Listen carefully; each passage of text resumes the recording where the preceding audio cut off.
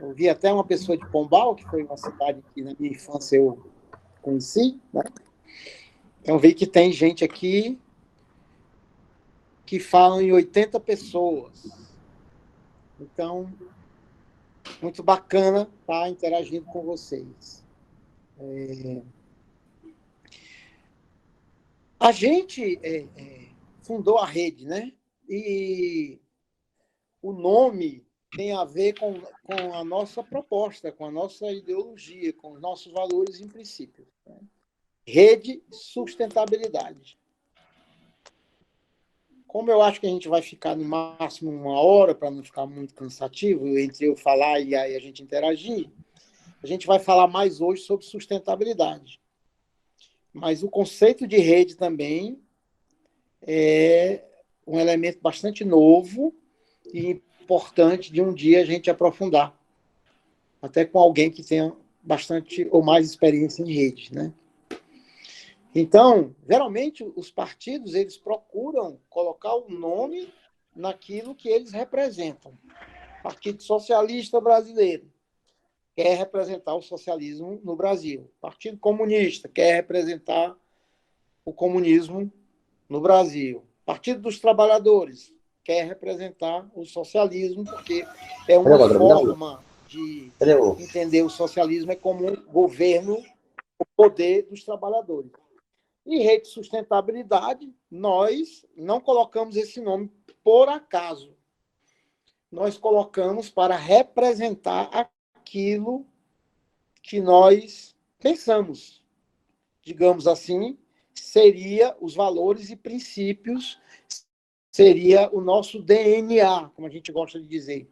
O DNA desse nosso partido é, portanto, a sustentabilidade. Esse é o nossa marca. E a sustentabilidade não é um termo simples de se interpretar, até porque, assim como os outros termos, as outras propostas, há várias formas de analisar a sustentabilidade. Assim como no socialismo e no capitalismo, também há várias visões sobre socialismo e sobre capitalismo. Do socialismo, desde a social-democracia até a ditadura do proletariado, tem a ver com socialismo. O capitalismo tem várias formas: capitalismo de Estado, capitalismo ditatorial, capitalismo liberal, capitalismo neoliberal, etc, etc. Assim também a sustentabilidade, há há várias visões sobre ela. E muitos falam em desenvolvimento sustentável e outros também falam em sociedades sustentáveis. São conceitos que parecem opostos, mas depende de como você encara o conteúdo deles. Certo? Assim também como há muita confusão entre sustentável e sustentado. Você vê, inclusive, ministérios de governo falando. O Ministério do Meio Ambiente fala em desenvolvimento sustentável. O Ministério da Economia, na época do Guido Mantega, falava em desenvolvimento sustentado. Palavras parecidas, mas que não representam a mesma coisa. Certo? Então, nós, da rede, o nosso esforço é para construir uma alternativa no Brasil que seja sustentável. Para isso, nós precisamos de uma teoria da sustentabilidade, coisa que ainda não temos, porque é um conceito muito novo e que ainda demanda de uma elaboração teórica mais ampla, mais densa. De certa forma, a gente tem já alguns elementos, mas não temos todos eles formulados numa teoria. Isso significa dizer que a nossa proposta é uma proposta muito de vanguarda nesse sentido. Nós estamos à frente da sociedade, da maioria da sociedade e principalmente da maioria dos partidos políticos. Certo? E hoje eu vou tentar abordar um pouco do que a gente tem trabalhado, do que a gente tem pensado sobre sustentabilidade do ponto de vista da rede. Alguns conceitos já são mais apropriados por nós todos, outros são algumas contribuições de pessoas que ainda estão em debate. Eu vou diferenciar quando for algo, por exemplo, que é um pensamento meu, que ainda não está consignado no conjunto da rede, ou um pensamento de Marina, ou um pensamento de um teórico, eu vou pontuar para vocês entenderem. Certo? Então, fiz esse preâmbulo para começar. E eu vou começar pelo começo mesmo. Me perdoe, na rede tem muita gente já que é familiarizado e até aprofundado com esses temas, mas como nós temos 90 pessoas aqui e devemos ter uma diferenciação de compreensão, ou muita gente nova que agora recentemente filiou-se à rede, eu vou começar, como diz lá na minha terra, vou começar do começo, do beabá. Beleza? Então, quem já souber, não fique chateado, porque acaba que vai fortalecendo aquilo que a gente já sabe. Então, eu vou começar pelo conceito de ecologia, que muitas pessoas hoje não falam muito mais, mas ela é a base central da sustentabilidade. Sustentabilidade não é só ecologia, mas o conceito de ecologia é um marco, uma virada de paradigma no pensamento da humanidade. O conceito de ecologia ele foi cunhado pela primeira vez por Ernest Haeckel. Ernest Haeckel era um biólogo que viveu entre 1834 e 1919. E ele cunhou o conceito da seguinte forma: a ecologia é o estudo do inter-retrorelacionamento de todos os sistemas vivos e não vivos entre si e com o seu meio ambiente. Olha aí, certo? É o primeiro conceito de ecologia. Então, primeira vez que se apresenta a ecologia de forma organizada, porque já havia conceitos próximos de ecologia, de meio ambiente em teóricos, mas a primeira vez é através do Haeckel, do Ernest Haeckel, e é muito, muito, muito numa visão científica. Então, a ecologia, nessa época, ela está muito dentro de uma ideia de que é uma ciência. Que, portanto, uma ciência próxima da biologia e que, portanto, seus primeiros desenvolvimentos são como ciência. Hoje, nós já temos um outro sentido mais amplo para a ecologia, que você pode ser um ativista pela ecologia sem nem ter formação nas ciências biológicas ou ciências da vida. Não precisa ser biólogo, ecólogo, ou mestrando em desenvolvimento sustentável, etc., para ser um ativista ecológico, porque o conceito mudou. E ele mudou como? Primeiro, a ecologia, como ela estava muito como ciência, ela se aproximou muito, ela tinha um caráter muito de conservacionismo e preservacionismo. Estava muito ligada às ciências naturais, à própria biologia, como eu falei antes, e ela era usada muito para conservar a natureza ou preservar a natureza. Portanto, ela tinha uma relação com os ecossistemas humanos muito ainda tênue. Se tratava mais de analisar os ecossistemas naturais. as florestas, as águas, os animais, os vegetais, e era um pouco, não era tão forte a análise da relação ecologia com os seres humanos. Com o passar do tempo, nós começamos a perceber, principalmente com a forma de desenvolvimento da sociedade, e aí é um marco muito grande, a Revolução Industrial, eu vou chegar lá depois, mas no decorrer do processo de desenvolvimento humano se percebeu que a ecologia tem também uma relação muito forte com nós, seres humanos. Que nós não só mudamos os habitats e os ecossistemas, como nós também, as nossas sociedades geram elementos de injustiça ambiental ou injustiça socioambiental.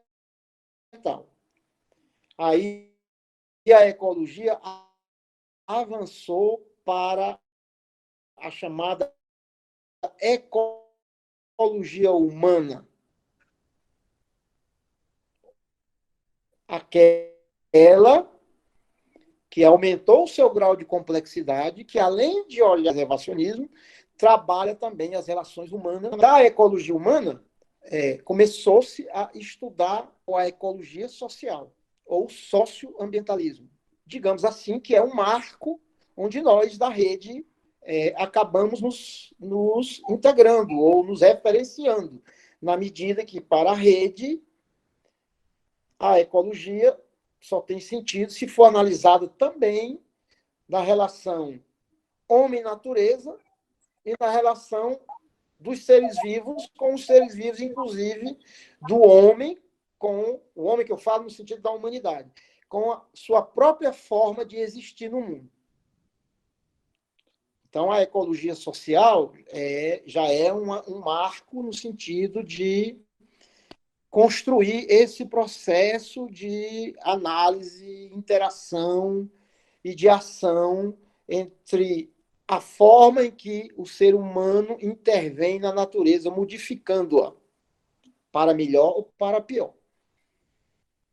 Certo? Geralmente, infelizmente, para pior.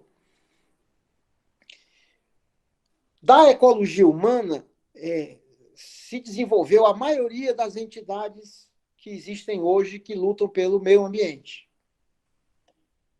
Assim como os movimentos populares, movimentos sindicais, o movimento ambientalista ele não é uma coisa só. Ele tem várias características. Por exemplo, o WWF, que é uma organização internacional de muita importância na preservação e conservação ambiental. Na maioria dos países do chamado primeiro mundo, o WWF é muito mais conservacionista e protecionista do que socioambiental. No Brasil, eles são socioambientais também, porque não dá para trabalhar a ecologia no Brasil sem trabalhar com a questão social. Estou dizendo isso de uma forma didática, porque eu compreendo a ecologia como também parte da questão social. Certo? No Brasil, nós desenvolvemos uma escola muito importante de ecologia social.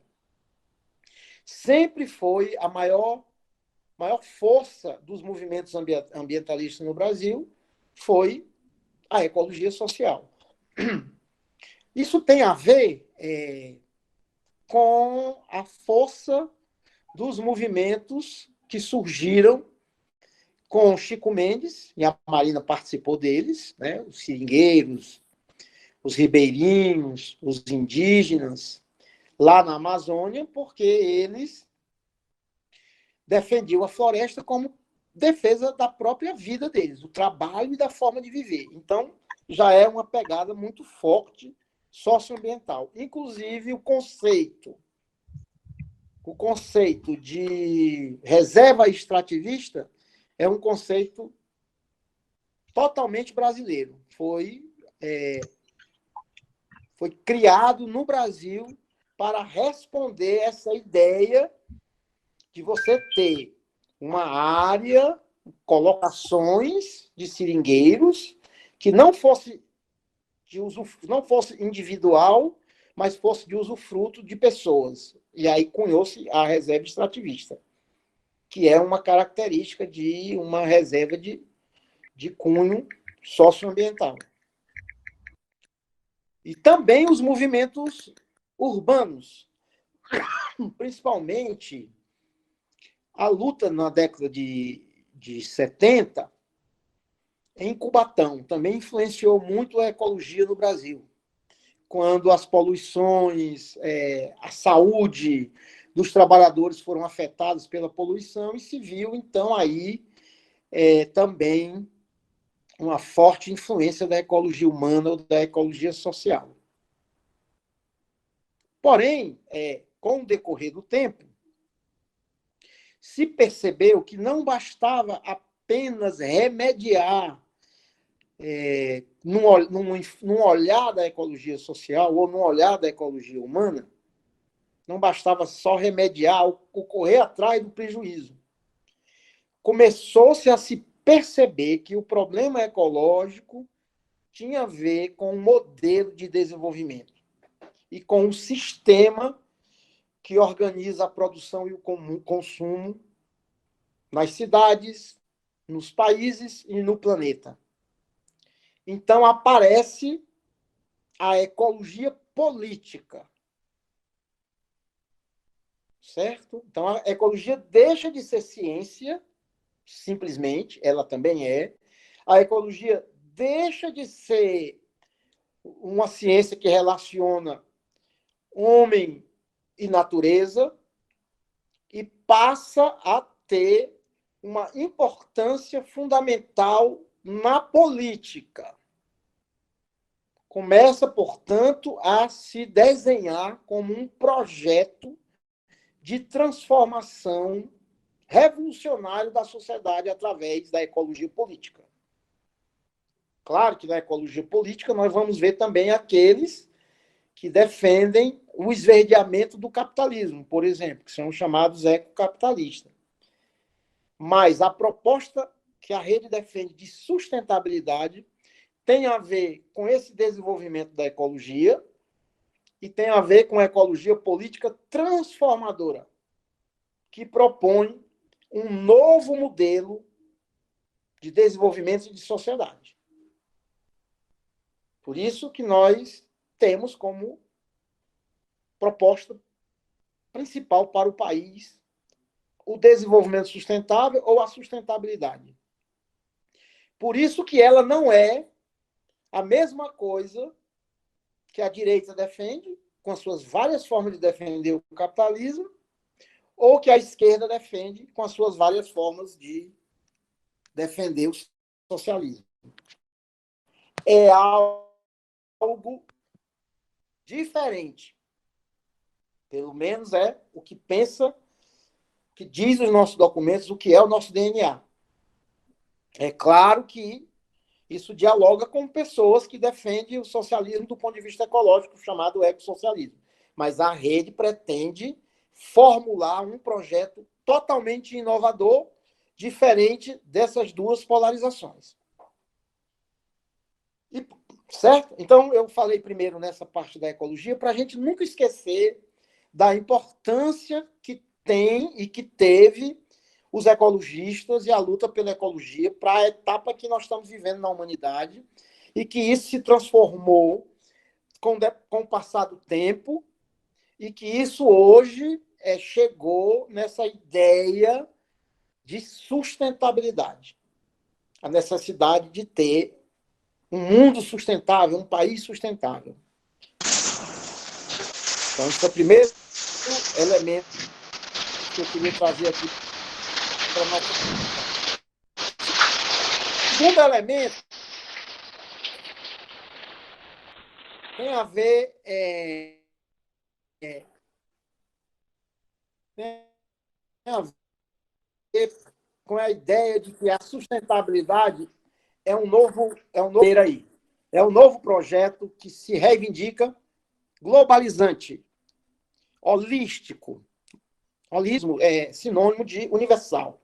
Se pretende universal, claro, mantendo diversidade, porque está na origem da ideia da sustentabilidade a unidade na diversidade, que não é um conceito nosso, já é um conceito que vem lá de Hegel. Que você pode ser uma proposta universal, ao mesmo tempo garantindo características de diversidade que tem as mais variadas culturas. Então, por que a sustentabilidade necessita ser global e por que ela se pretende um novo projeto? Isso retoma a Revolução Industrial. Nos compêndios de história convencional, você tem lá a ideia de que você teve o modelo de produção escravista, modelo de produção asiático, modelo de produção feudal, modelo de produção capitalista, modelo de produção socialismo. Como tudo isso fosse uma caixinha toda montadinha, e vocês sabem que não funciona bem assim, porque hoje, mesmo tendo a hegemonia do capitalismo, há comunidades, há sociedades que vivem em outros sistemas. As comunidades indígenas, por exemplo, as que estão mantendo seus padrões, elas vivem em um outro sistema, mais próximo da filosofia do bem viver, que é mais próximo da ideia de sustentabilidade. Então, essa coisa não é bem assim. O pegar que há um progresso industrial, vocês lembram, artesanal, passou a produzir em grande escala. Foi o primeiro modelo, foi o Fordismo, em grande escala, depois veio o modelo toyotista. Não cabe aqui a gente discutir, mas é um outro debate. O fato é que a Revolução Industrial ela desenvolveu as forças produtivas de uma forma em que a humanidade imaginava que produzir e consumir podia fazer de qualquer forma. Então, a Revolução Industrial ela impactou o meio ambiente em escala global. A partir da Revolução Industrial. Então, o capitalismo, o sistema que nós vivemos hoje, ele impacta o meio ambiente de forma global.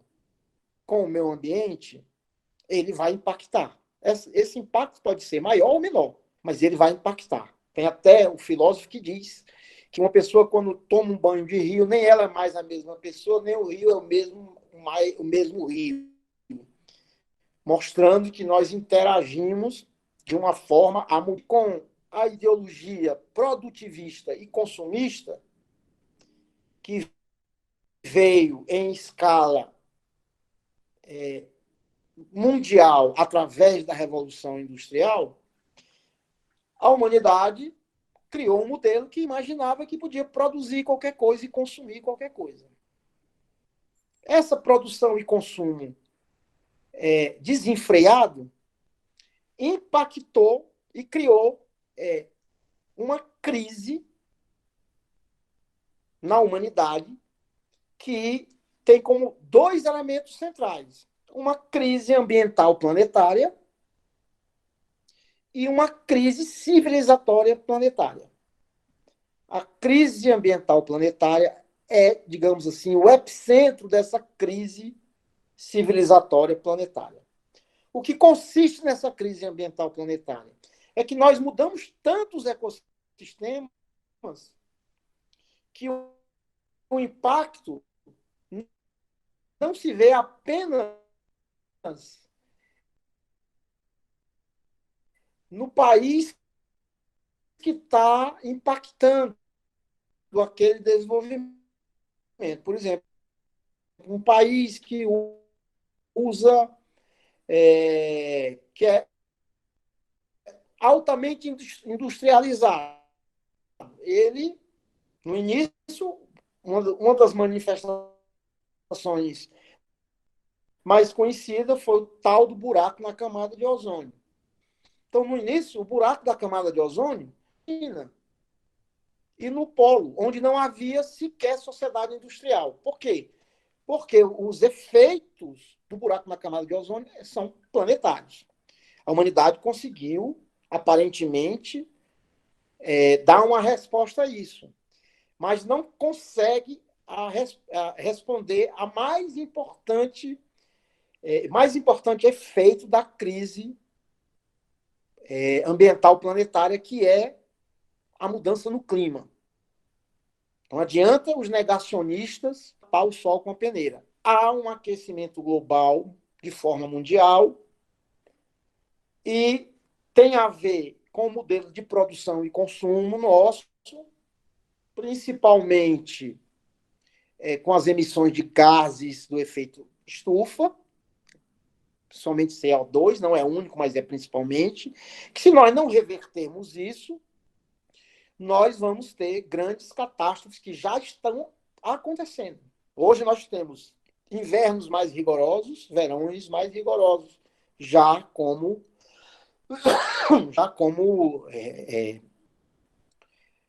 motivado pelo aquecimento global. Então, a sociedade está globalizada, o modelo de produção e consumo está globalizado para coisas boas e para coisas ruins. E a coisa ruim é justamente essa crise ambiental planetária, que só poderá ser debelada se houver um esforço mundial para mudar o modelo de produção e consumo. E esse modelo de produção e consumo, ele tem a ver com a forma como a nossa civilização se desenvolveu e se desenvolve. Por isso que gerou-se uma crise civilizatória. Nós já tivemos, como bem diz a Marina, nós já tivemos várias crises civilizatórias no decorrer da história da humanidade. Quando uma civilização começa a decair, mas havia outras civilizações que surgiam. Ou então, civilizações que eram totalmente destruídas, como foi o caso da boa parte das civilizações indígenas na América Latina. Mas o fato é que, enquanto Roma começava a decair, outras civilizações surgiam. Enquanto o Império Otomano começou a decair, outras civilizações surgiam. Qual é a diferença hoje? No mundo globalizado e hegemonizado pelo sistema de produção e consumo, não há uma civilização nova emergindo. Porque é a civilização humana e todos os seus impactos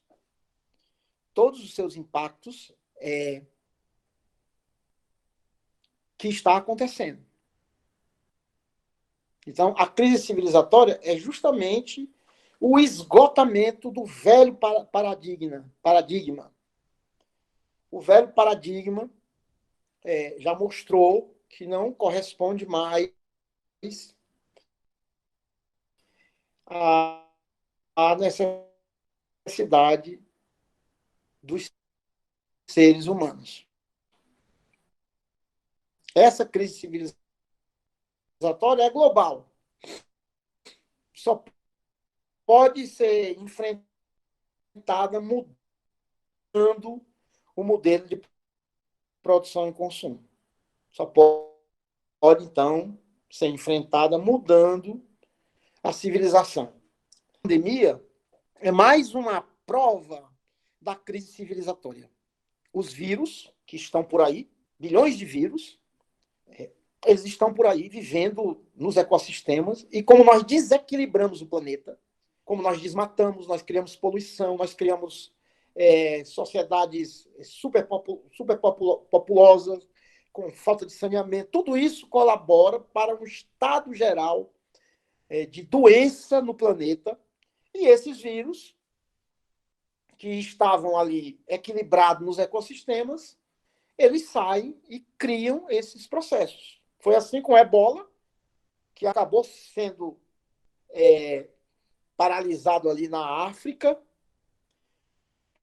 Foi assim com outras doenças que aparentemente estavam desaparecidas, sarampo, cólera, etc.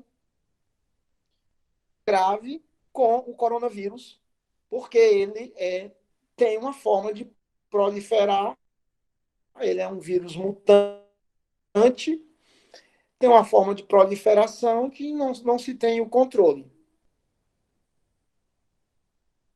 Infelizmente, não vai ser a primeira nem a última pandemia se nós não mudarmos o modelo de desenvolvimento do ponto de vista global e no ponto de vista pessoal, a gente também não mudar algumas atitudes em relação à forma que nós consumimos.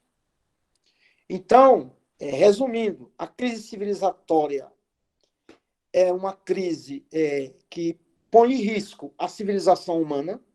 Alguns acham que o próprio planeta pode terminar. Eu, particularmente, acho que não. Eu acho que o planeta, como é um organismo vivo, ele pode se regenerar, ele pode se readequar, mas nós, seres humanos, não somos a primeira espécie que estamos nesse planeta, não chegamos aqui primeiro, e nem somos, como imaginávamos ser, o dono do pedaço. O famoso antropocentrismo. Nós precisamos restabelecer nossa relação com o planeta, com a Mãe Terra, com a natureza, e pensar em modelo de sustentabilidade que estamos assistindo hoje. Então, nós podemos sair dessa pandemia, e é importante que saiamos com vacinas, com remédios, isso é importante, até porque existe uma proliferação da doença de uma forma nunca imaginada no mundo todo, mas nós devemos também aproveitar esse processo para refletir sobre qual sociedade nós queremos emergir. Então, crise civilizatória é justamente essa questão que eu falei. Hoje ela é, do nosso ponto de vista, o centro. Portanto, a gente tem uma divergência com a esquerda tradicional quando ela diz que há uma crise do capitalismo e defende como não houvesse nenhuma crise no socialismo. Então, ela limita a crise. Mais recentemente, eu soube de uma live de algumas lideranças de esquerda que falaram em crise civilizatória, aderindo às nossas teses, mas sem citar as fontes, né? Mas nós não vivemos uma crise somente do capitalismo, nem vivemos uma crise civilizatória que remonta a todo paradigma que a maioria das ideologias e dos projetos pensaram ou formularam. Quais são esses paradigmas? Pelo menos alguns deles, só para a gente ter um elemento de construção desse processo. Quais são os paradigmas que estão em voga ainda? Primeiro, uma visão de ciência cartesiana. Aquela ciência de causa e efeito. Aquela ciência que não é holística, que não interrelaciona.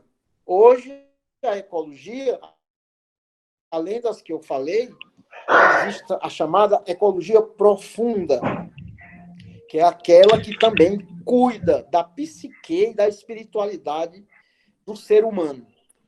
Porque hoje a nova ciência, a ciência holística, a ciência não cartesiana, ela não é só de causa e efeito. Ela entende o planeta, os seres como organismos vivos e procura encarar as soluções de forma ecossistêmicas. Quer dizer que a gente tem que jogar fora a ciência cartesiana? Não, não tem que jogar fora. Muitas das contribuições da ciência cartesiana são importantes. Na medicina, por exemplo, a alopatia ela é importante para momentos de crise. Mas nós temos que compreender que ela não responde tudo. Que muitas vezes você tem uma doença no fígado, toma um remédio que cura o fígado, mas não cura o estômago, por exemplo. Então, hoje, a nova ciência é uma ciência holística, que vê, primeiro, como os gregos viam, o planeta como Gaia, como um ser vivo que interage, que tudo está interrelacionado. Olha que coisa fantástica. Diminuiu a poluição, diminuiu a atividade produtiva na Terra, o planeta começou a reagir de uma outra forma. A sua pulsação começa a ser uma pulsação mais leve, porque a pressão sobre ele não é tão violenta como eram antes, como éramos antes. Então, a primeira grande paradigma que precisamos superar é da ciência cartesiana, que separa, a gente aprendeu lá, eu pelo menos aprendi quando era menino, tem muita gente jovem aqui que já não foi mais assim, seres minerais, vegetais e animais, como fossem seres estanques, que não interagissem e que não vivessem em ecossistemas. Então, o primeiro grande paradigma é superar a ciência cartesiana, compreender a ciência também como interrelacionados, né? E que tudo tem a ver com tudo e que tá tudo tem um papel na vida. Pode estar em desequilíbrio, como é o caso de muitos insetos, mas os insetos, todos os animais, todos os vegetais, tudo que tem aí não está por acaso. Ele tem um papel no processo de vida. Um segundo paradigma que precisa ser mudado é o paradigma que nós somos o centro do mundo. Que nós, seres humanos, somos o centro. Que tudo deve ser feito para nós usarmos, produzirmos e consumirmos de qualquer forma. O chamado paradigma antropocêntrico. Ele é, além de ser social, é um ser natural. Nós fazemos parte da natureza. Usando aquele conceito de ecossistema também, nós somos uma espécie que tem uma responsabilidade maior, porque nós temos teleologia, ou seja, nós podemos prever o futuro, nos organizarmos para um futuro. Nós temos uma responsabilidade maior, porque nós somos os cuidadores da natureza, mas por isso não significa que nós somos os donos da natureza. Então, nós temos que substituir o paradigma do antropocentrismo para o paradigma do ecocentrismo. O ecocentrismo é aquele em que nós, seres humanos, nos colocamos dentro de um ecossistema. E esse ecossistema nós devemos lutar pelo equilíbrio dele. Isso é muito importante e é um paradigma também para a gente incluir na política. Nós fazemos a política muito para os seres humanos. Estamos vendo que não resolve. Não resolve. As democracias são muito para os seres humanos. Mas hoje nós já temos países e organizações que defendem o direito da natureza. Há constituições que defendem os direitos da mãe terra, os direitos de um rio, os direitos, chamados direitos difusos. Então, isso são elementos que vão superando o antropocentrismo e colocando o ecocentrismo, a ideia de que nós somos seres que nos relacionamos com nós mesmos e com a natureza como centro desses novos paradigmas. Um outro elemento importante de um novo paradigma é que nós temos que sair da ética de resultado para a ética de defesa da vida. Isso é muito importante para a sustentabilidade. Hoje, a nossa hegemonia de visão ética é uma ética que justifica a sua função para aquele que a está defendendo. Uma espécie de causuísmo ético. Hoje, a ética talvez seja a das ou a mais importante elemento que a humanidade tem para testar ela mesma. Então, e a ética deve ser a ética da vida, a ética do cuidado, aquilo que oferece elementos para a preservação da vida deve nortear a nossa ética. Não aquela ética instrumental que, em nome dela, até se mata em defesa, por exemplo, de uma classe operária, que é uma ética de classe. Então, essa ética para a vida nos coloca um grande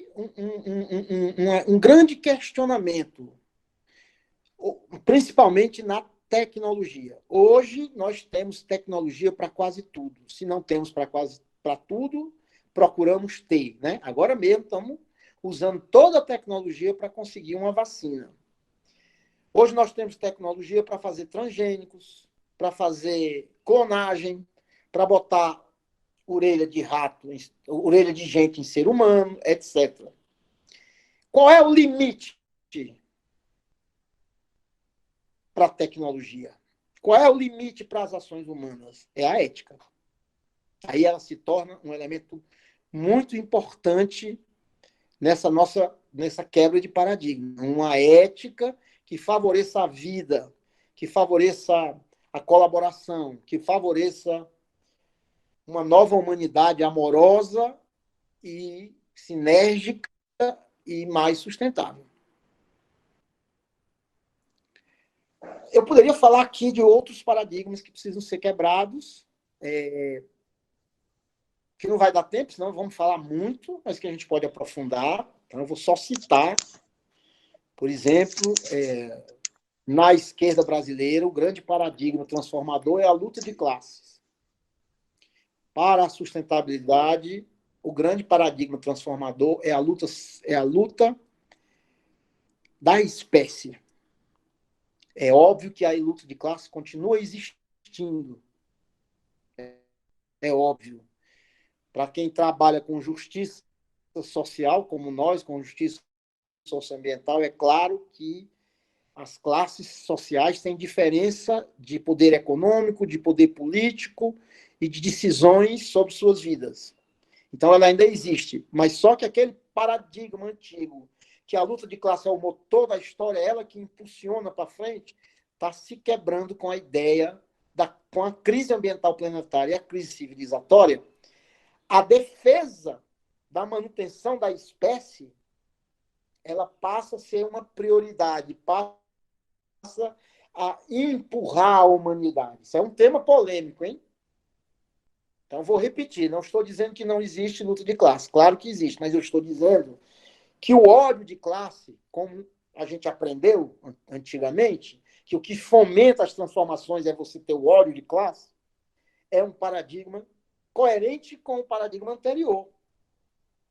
Hoje, o que fomenta a humanidade ir para frente é, digamos assim, uma espécie de consciência de que a nossa espécie, a espécie humana no planeta, nessa crise civilizatória, pode desaparecer e que ela precisa se unir enquanto espécie. Disso decorre um conceito deve nos mover também como prioridade, que é a da colaboração e não do enfrentamento. Quando a rede fala da necessidade de ter uma cultura de paz, de ter uma comunicação não violenta, é esse novo paradigma, que é o paradigma dos seres naturais, que nós mesmos, e se cooperarmos com a natureza. O motor da história passa a ser a cooperação. E a grande fonte de transformação radical da sociedade passa a ser a revolução da cultura de paz, não mais a revolução armada. E, finalmente, esses paradigmas são paradigmas que compõem a ideia de sustentabilidade. Certo? Eu não sei se, você pode botar aí aquele card que a gente fez sobre sustentabilidade, para o pessoal ver. A informação que tem disputa sobre ele. Eu, por exemplo, acho que a sustentabilidade só será alcançada fora desses modelos hegemônicos. Então, o capitalismo não pode ser sustentável. A esquerda convencional não pode ser sustentável, porque são produtivistas e desenvolvimentistas. E que a sustentabilidade e o desenvolvimento sustentável é um novo modelo, é uma nova sociedade, ou um conjunto de novas sociedades, que a gente não sabe ainda direito como ela é. Mas ela significa uma sociedade que tenha um maior equilíbrio entre o homem e a natureza e que possa deixar o planeta, no mínimo, preservado para as futuras gerações. Então, nós pensamos, quem pensa em sustentabilidade, não trabalha só com o passado, o presente, mas, fundamentalmente, também trabalha com o futuro, pensando nas futuras gerações. Na sustentabilidade, nós trabalhamos com a ideia de comunidade de vida. Todos os seres que existem no planeta têm uma finalidade. Ninguém está aí por acaso. Seja a natureza na sua evolução, ou seja o Criador, dependendo do que cada um acredita, não colocou o que está aí por acaso. Tudo tem função. Então, é uma comunidade de vida que precisa viver minimamente equilibrado. A sustentabilidade, ela não é só ecológica, ela não é só ambiental. Marina nos deu esse legado de trabalharmos com vários elementos da sustentabilidade. Eu vou aqui para encerrar. Né? Primeiro, a base é a sustentabilidade ecológico-ambiental. A sustentabilidade econômica, quer dizer, um projeto econômico, ele não pode ser sustentável se ele não for atingir aqueles que precisam e a maioria das pessoas. Aliás, economia e ecologia, olha como parecem os dois nomes. Economia e ecologia nunca deveriam ter sido separadas. Ela é separada pela ciência cartesiana, pelo paradigma ainda hegemônico, mas na nossa concepção são juntas, porque uma cuida da casa, outra ordena a casa. Na epistemologia da palavra, até nisso elas são semelhantes. Uma cuida da casa, é ecologia, outra ordena a casa, que é a economia. Então, você não pode tirar o cuidado e a organização, não pode separar. Então, o terceiro elemento é a economia. Falei de sustentabilidade, tem que ser ambiental, ecológico, tem que ser econômica, tem que ser cultural, compreendida como um elemento fundante. Se você continuar o genocídio indígena, você está eliminando parte do povo brasileiro fundamental de uma diversidade. Aí é a qualidade. Então, diversidade cultural, A sustentabilidade tem que ser democrática, portanto, o elemento da luta política, uma luta política democrática, por isso que a rede fala tanto em democratizar a democracia, e aí é um risco. Se a gente não conseguir transformar o mundo do jeito que o mundo está caminhando para pandemias, para crises ambientais planetárias imensas, como o próprio aquecimento global, pode haver um renascimento das ditaduras para impor, principalmente aos mais necessitados, mais pobres, um modelo que será um modelo de acepção de pessoas. Já se fala muito hoje em racismo ambiental por causa disso. Um elemento da sustentabilidade estética, certo? Porque muitas vezes você não pode destruir um monumento ou mesmo uma parte da natureza pela relação imaterial dela. Você imagine o pão de açúcar se descobre minerar o pão de açúcar e destruir o pão de açúcar. Ali tem uma sustentabilidade estética, tem um valor imaterial que é fundamental para a sustentabilidade também. A sustentabilidade ética, que eu já falei. E eu acrescentaria uma hoje, que eu vou encerrar falando dela, que eu considero muito importante, que é a sustentabilidade pessoal. A sustentabilidade, a ecologia, o ambientalismo, queira o termo que vocês queiram usar, ele tem uma diferença dos outros projetos, porque ele requer, à medida que nós nos conscientizamos dos impactos que nossas sociedades fazem sobre a natureza, nós somos questionados da nossa forma de consumir e de viver. E nós começamos a ter que ter um posicionamento também individual. Claro que o posicionamento individual ele não vai resolver tudo, mas ele colabora para uma nova visão de mundo. Ele colabora para uma educação ambiental transformadora. Ele colabora para responder a algumas questões que hoje estão no topo da crise civilizatória. A pandemia, por exemplo. Né? A pandemia, o vírus, em alguns ele é virulento, mata, principalmente aqueles que têm doenças crônicas, ele é mais forte, também naquelas pessoas mais idosas, mas também a gente viu agora o crescimento de gente que aparentemente não tem nenhum desses problemas, porque ele afeta, ele ataca quem tem problemas de imunologia. Imunologia. Me ajudem aí. Isso requer uma reflexão para nós, que é trazida muito pela ecologia profunda, que é trazida também por uma ecologia pessoal.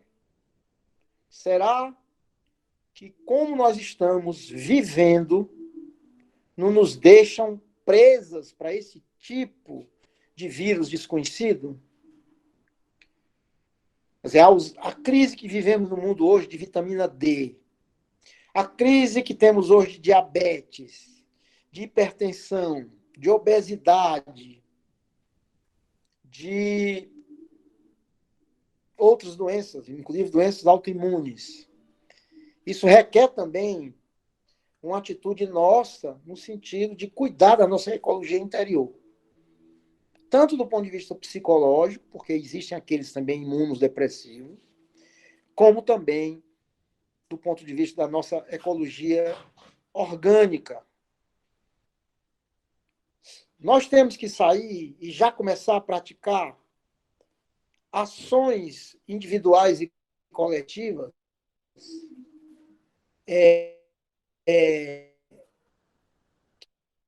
nos ajudem nessa transformação do nosso prato, os agrotóxicos. Temos que ir atrás de alimentação orgânica. Ah, mas é cara, então vamos pressionar para subsidiar, para baratear isso, para que as pessoas tenham acesso.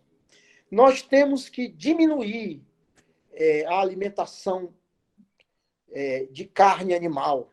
Eu não digo tirar total, mas diminuir, porque está se mostrando também, em muitos casos, muito antiecológico e ruim para a nossa saúde humana. A gente tem que diminuir o tratamento de doenças da forma como a gente faz hoje, alopata, e começar a ter um cuidado com a alimentação, um cuidado com fazer exercícios físicos, etc, etc. Eu mesmo sou vítima disso, porque adquiri diabetes, porque parte da minha juventude, a minha visão de transformação mundial do mundo era só coletiva. Então, bebia todas, farriava todas, era assim um pouco que a esquerda pensava na década de 90. Então, deixo essa reflexão também, para que a gente possa, inclusive, incentivar. Nós não vamos mudar o sistema se a gente continuar somente nos nutrindo do sistema. Então, que a gente busque viver de forma mais comunitária, de forma mais simples, se alimentar melhor, fortalecer a agroecologia, a pequena agricultura, as comunidades que sustentam a agricultura, diminuir o álcool. O cigarro, eu acho que a gente tem que extirpar mesmo. Ele é mais nefasto do que o álcool, porque o álcool, o vinho, por exemplo, em certas dosagens, ele é até benéfico, mas o cigarro não. Tomar mais sol, se alimentar mais de integrais e de frutas, certo? Acho que são atitude individual de cada um, que pode não mudar o mundo, porque é a grande transformação que vai mudar. Por isso que nós organizamos o partido, por isso que a gente está lutando para construir um partido tão diferenciado como o nosso, com todas essas dificuldades, mas nós precisamos praticar um pouco daquilo que a gente defende. Então, é muito importante que a gente aprofunde esses conceitos de sustentabilidade e que a gente comece a viver a sustentabilidade na nossa prática. Não precisa ser de uma ruptura com tudo aquilo que a gente conhece, que a gente acaba tendo que viver, porque a vida não é uma coisa tão simples. Mas a gente já pode ir começando a fazer algumas coisinhas de grão em grão, como diz o ditado. E, finalmente, essa teoria, que eu tive a pretensão de levantar alguns pontos aqui, ela hoje é parte de um movimento maior que tem Edgar Morin, Varela e outros teóricos como expoentes, que é a chamada teoria da complexidade. É a teoria hoje que está sendo formulada para sociedades complexas como as nossas, que é muito interessante também que a gente procure conhecer mais essa teoria da complexidade, porque é uma teoria inclusiva. Ela incorpora o que há de melhor em tudo que foi produzido pela ciência, pela economia, pela ecologia, pela biologia, pela política, e procura ir formulando e adequando esses novos paradigmas.